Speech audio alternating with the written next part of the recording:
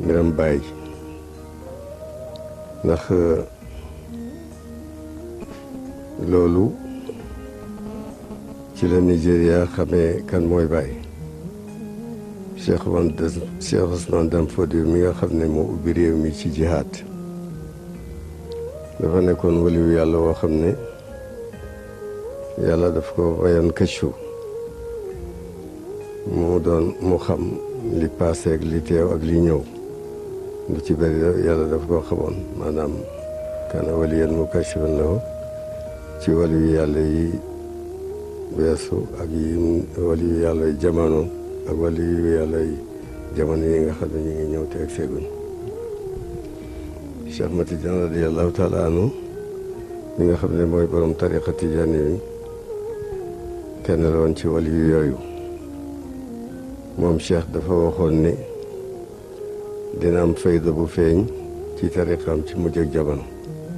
mu wax itam ne fayda boobu waxtu bu feeñee dana daj àddina bi yëpp loolu bi ko Cheikh Ahmad Tidiane di wax ak léegi jamono ji yàgg la Cheikh Ousmane Dam Fodio moomu nag moo ubbi réew mi ci jihaad moo fi samp nguur ak lislaam samp ko ci territoire yëpp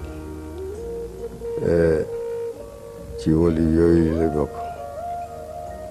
bi Cheikh Ahmad Tidiane waxee loolu comme ni ñu xamee Cheikh Ahmad Tidiane ak tariqaam bi nga xam ne dafa tasaaroo ci àddina bi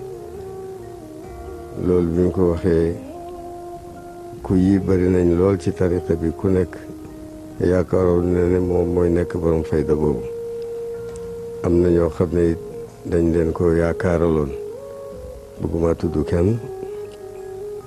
waaye ñi siiw ci ñi doon séntu loolu ci ñoom ñu bëri la am na ci ñooñu koo xam ne daje na ak Cheikh Ousmane Dam Fodio ci boppam doon wax ak moom ci ngëneeli tariqa bi di koy woo pour mu ñëw dugg si ci tariqa bi ndax ngëneel li